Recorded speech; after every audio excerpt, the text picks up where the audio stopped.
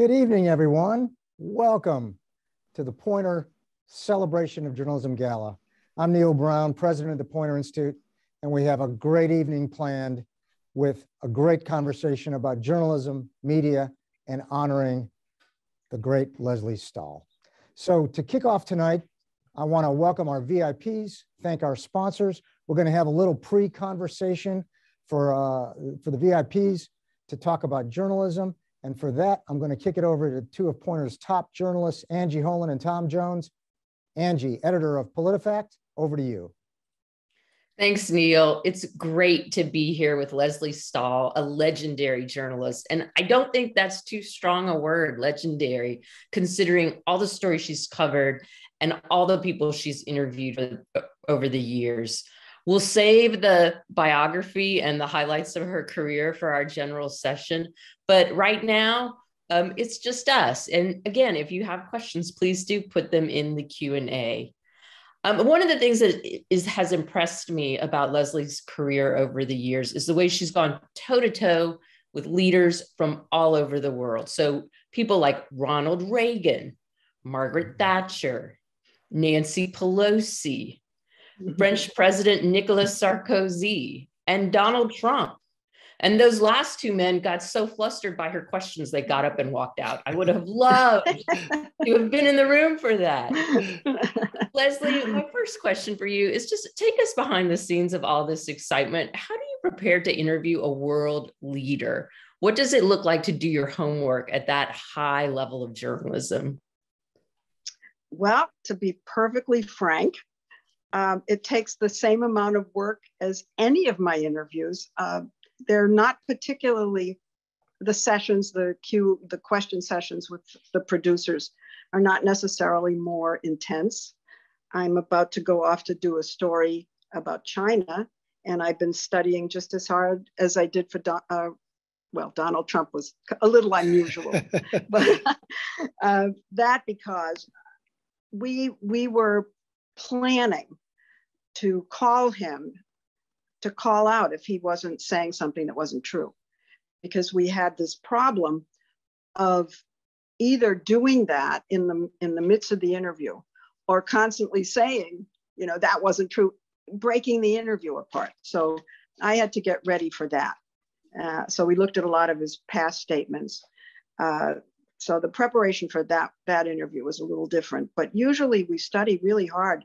I get massive reams of research to read, and we do have question sessions. So we prepare. Well, sort of as a follow-up to that, Lesley, can you take us through your actual interview style? And you mentioned a little bit about the fact checking. How do you know, let's leave Trump out of it just for a second. How do you know when to jump in to fact check somebody? And how about the order of your questions? Do you dive straight in to the most critical questions, or do you prefer to relax your subjects first with maybe some easier questions, or does it depend on who you're interviewing? Maybe you just give us some insight on how you go about interviewing somebody. I don't ease in. I've had many arguments with my producers about that. And we have a finite amount of time, not only for the interview, but for the story. And so the interviews, in my mind, should follow what you expect to be how the piece is going to flow. And I want to keep the interview as concise as humanly possible without racing through it. So I don't like to ease in. That's me. And everybody's different. And as I said, we study very hard. We organize the pieces carefully. Most interviews, we don't prepare to fact check in the middle of the story. We don't expect that people aren't going to be telling us the truth, at least in their minds. I guess with some CEOs, we know what they've put on the record and what they've said before, and we look at that. And if we want to challenge something, then we prepare for that. But it's pretty unusual to fact check in the middle of an interview.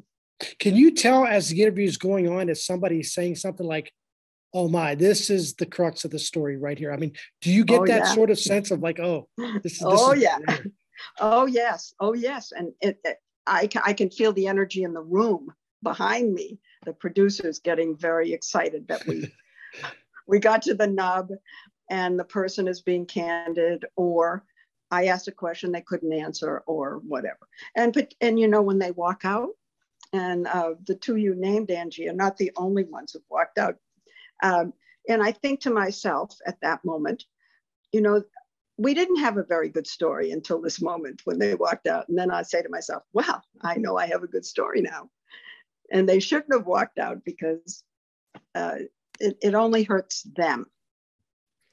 Lesley, we have our first audience question. Kathy wants to know, how much discretion do you have in picking your 60 Minutes stories? And I'm very curious, like, do you get to say, yes, I'll do that, no, I won't do that? Or do you have an editor, like so many journalists do, saying, I really need you to do this one for us?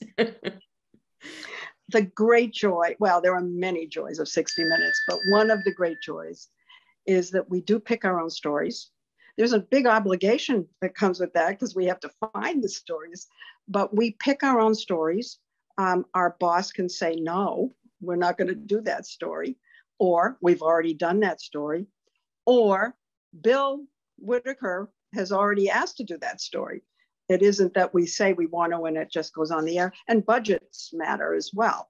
It's too expensive to do that story. But for the most part, we pick our stories. We can say no if the boss proposes something and, you know, I just don't, it's not for me kind of answer. So it really is a joy. I never work on a story I'm not 100% committed to. I picked it. We better do a good job to show the boss that we were right to pick it and he was right to okay it. So really, each one of those stories are little babies to me. I'm going to jump ahead a little bit here. I was going to ask this question a little bit later, but I'm going to jump in and ask it now about, I don't know if you can handle, like, what makes a 60-minute story? I imagine a bar. I mean, you're talking about the gold standard of journalism. 60 minutes. No, I mean, really, I mean, it's been in our lives forever. And you only got 3 a week. The stories are incredible. What makes a 60-minute story? And the bar must be incredibly high to say, yeah, this is worthy of 7 o'clock on a Sunday night. There isn't an answer to that question. Every story is unique unto itself. There's no formula. The minute you have a formula, it's not 60 Minutes anymore. When I started at 60, Don Hewitt took me aside and he said, I want you to do all the different kinds of stories there are. He says, people think that Mike Wallace only does investigations or tough interviews. He said, go look at the complement of stories he does in a year. He'll do a movie star. He'll do a head of state. He'll do a medical story. And he said, I want you to be like that.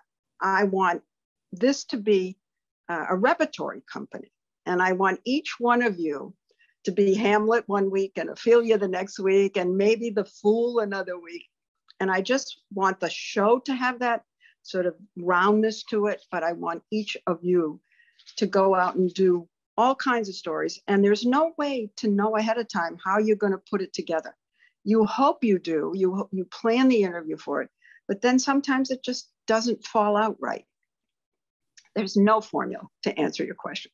Is there any one 60-minute story or maybe a couple that stand out to you that you're most proud of? Or when somebody asks you at the end of like, hey, what's your best 60 Minutes moment? Do you have one?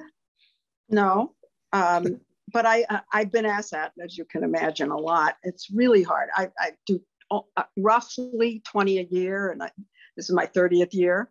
So imagine. I like to answer it generally, though, by saying before I got there, I covered Washington, and it was budgets, and it was throwweights, and it was, politics. Anyway, I got to 60 Minutes, and Hewitt said, I want you to do human interest stories. And I went out and did a story on a doctor. This was my first year at 60 Minutes. He was a brain surgeon, and he had bone cancer. And he was in excruciating pain all the time.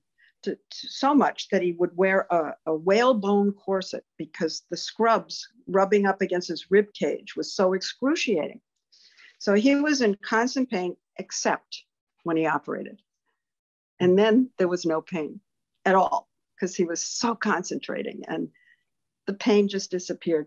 But the point I'm trying to make is that I loved this man. I adored him, and I knew the public would.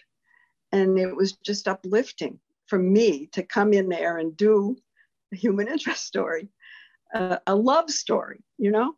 And so those are the stories that stand out, and the stories really about parents and children that stand out as well to me.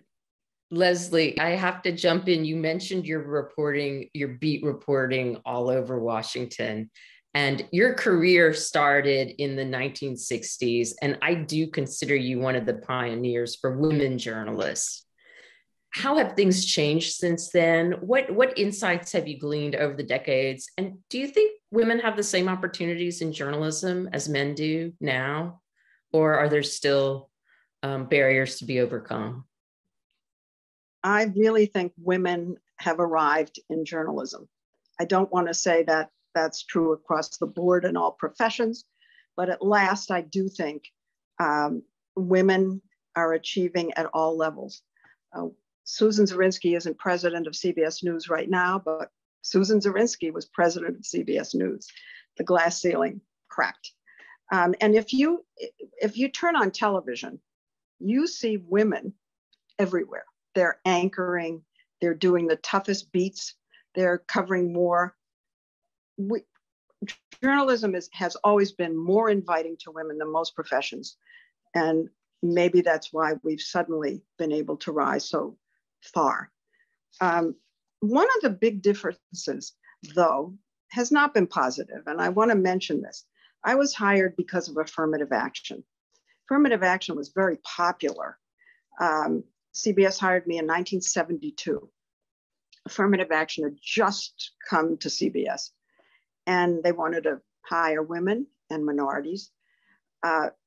What I want to mention, though, is that it was basically, they didn't call it this, but it was an apprentice program. And we were brought in, and we didn't have mentors, but we were allowed to go out with the senior reporters and watch how they talked to their sources, who they called, when they called them, and just trail after them for as long as it took for the boss to decide we were ready to fly out on our own and leave the nest. We were not allowed to fail. We were not going to fail. They were going to make this program work. And it's a sad day that isn't still around. Apprentice programs had a purpose, and it created a lot of successes. And I wish we could bring that kind of program, not just to journalism, but to all kinds of professions. I mean, this is a really open-ended question. I mean, but what do you think of the state of journalism today? Is it better than when it was 1972 or no? No, no, it's not. And I despair. So I don't want to depress everybody, because I know a lot of journalists are watching and listening. So I don't want to be Debbie Downer, but I do despair. It started, the idea of the sort of downward trend for me, in my mind, started when the amount of time we were given to think began to shrink. And this goes pre-internet. It started really with cable. When a reporter would hear something, I'm talking about television now, hear something and have to run outside and report on it without making a phone call, without getting a source to help. Today, there's no time. I mean, zero. You hear something and boom, you're on your computer, you're regurgitating it instantly. It's not. When I started at CBS, we were still in film, and film had to be developed. So we had to wait for the film to be developed. There were hours and hours and sometimes days before you could get your story on the air. So there was a lot of time to get the opposing view, to figure out what the right questions were. So I don't know.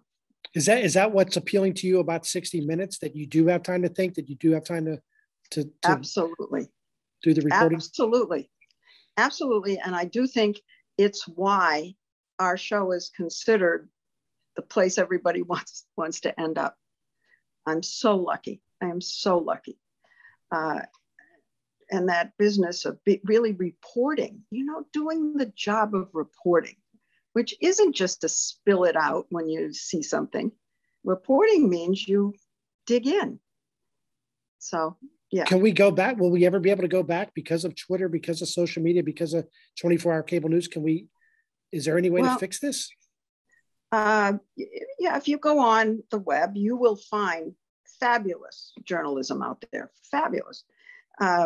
Some of the blogs are wonderful. Some of the investigative sites are wonderful, but the money won't be there. And so the smartest kids in the class are not going to be attracted to this profession. Woodward and Bernstein really made the profession sexy, and kids really did want to go into this. And you could earn a good living. You really could. And I think if it gravitates, if the whole thing goes over to the web, I'm not sure how it becomes a profession where you can raise children, have a family, feed them, Yeah, but I do think it's possible to have brilliant journalism on the internet. We see it. We already see it. Lesley, we have two really good questions from the audience on journalist approach and outlook. I'll read them both to you, and I'd like you to answer them together. First, Ernest asks, he says, Poynter published a story today with several college journalists suggesting that objectivity in journalism is obsolete. What role do you think objectivity should play in journalism today? And then Kimberly asks, how do you deal with topics that are charged with issues of racism or inequitable challenges? How do you remain fair and balanced to share each perspective and enlighten your audience on the nuance of these issues? And she adds, I am grateful for your contribution to our national community. Oh, well, thank you, Kimberly. Thank you. I love the questions, both of them. I wonder if there is going to be a place for objectivity, as there become, we already have this plethora of outlets where you can get your news. We are going to, I think we're already gravitating to the earlier time in American history, where all of journalism was either right, left, up, down, and you were labeled as such. And we're moving there. Cable is like that already. There will be a place for objective mainstream media, but it won't be the majority. And I'm not sure it's a bad thing. I go back and forth on it. People want to know where you're coming from. And we all have opinions. I mean, at 60 Minutes, we sit on ours. We very deliberately sit on our opinions. And if our bosses think, we've tilted, we're straightened up. We can't, we have standards, we're not allowed. But we all do have opinions. The audience, I think, wants to know, where are you coming from? And maybe it's better to just label it. I don't know. I think objective journalism began to fall apart when the fairness doctrine went away because I guess in the Reagan years, it was looked upon as regulation, and it was this move against regulation. It all began to fall apart after that, I think. When you ask the question about racism or unfairness, there should be an objective truth about things like that. And that there aren't is distressing. There should be a right and a wrong. We all know what it is. There's a moral here. There's an ethos that we don't all share.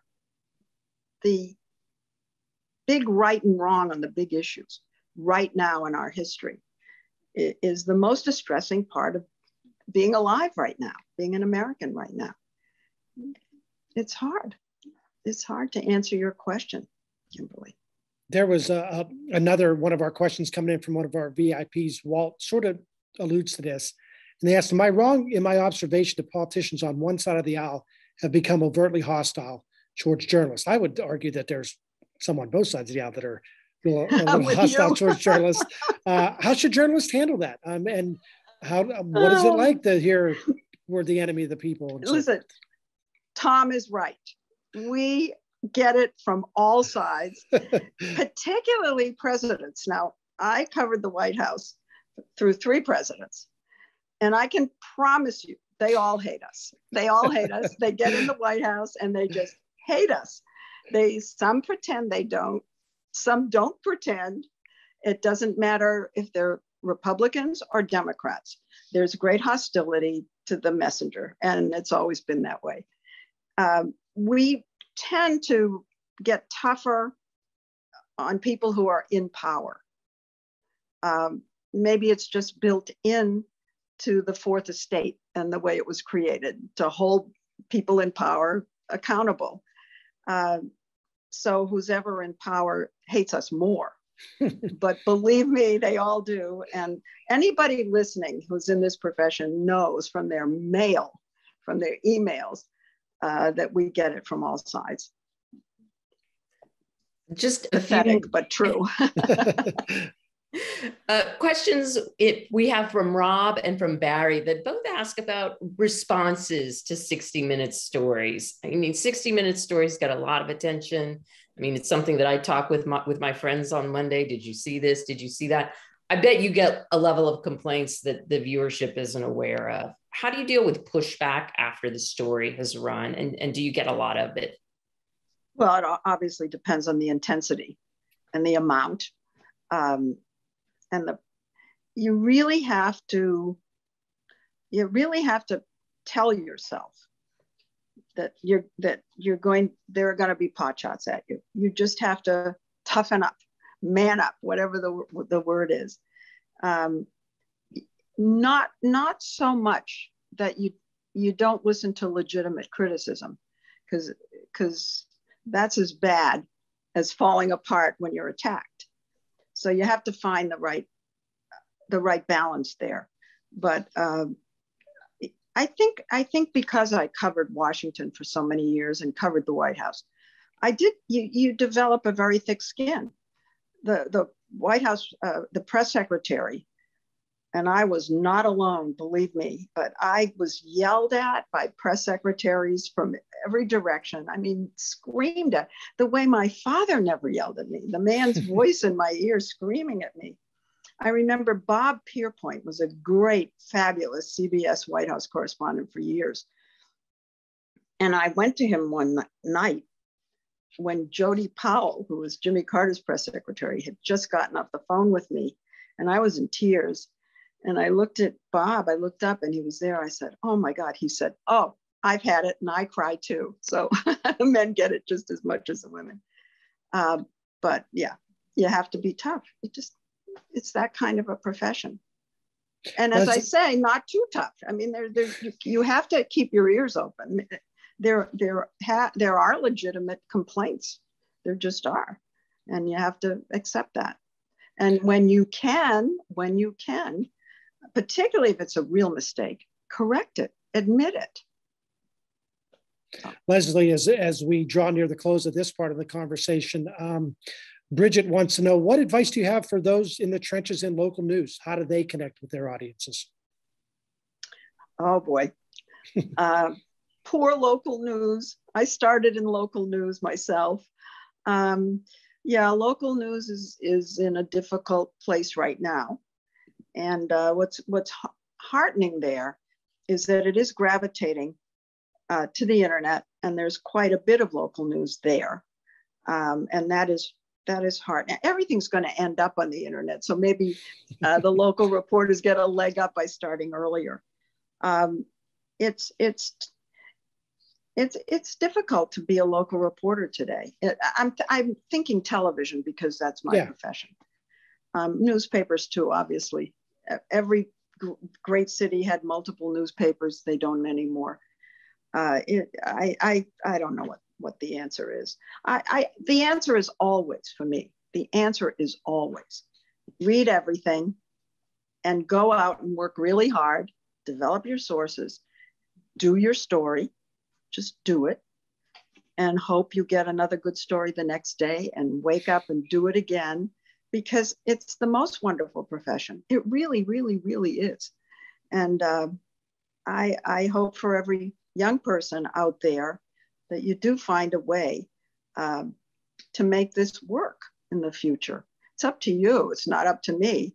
And the public deserves it. Our system deserves it. And you know, if you look at journalism schools today, I have to say, really smart kids are in there. They want to be journalists. They're working hard to get there. So my overall answer is just do it. Work hard and do it. Well, Lesley, thank you. Angie and Tom, thanks for a great conversation about, as Lesley just put it, the most wonderful profession. Tonight, in a little while, we're going to celebrate some more local news stories, and there's a lot of folks toiling in support of to do local journalism that I know, Lesley, you know of and you'll be proud of. But I want to thank all three of you for a great conversation. We're going to return to Lesley in a little while and give her our big award. And we're going to celebrate journalism even as we confront how to make it better and how to meet its challenges. So thank you all for this little pre-conversation. Thanks to our sponsors, our VIPs. If you'd start making your way now in this virtual environment to our main event, we're going to hear from Lesley again in a little bit. And as I said, we're going to celebrate journalism and all its hard work and important impact. Thank you all.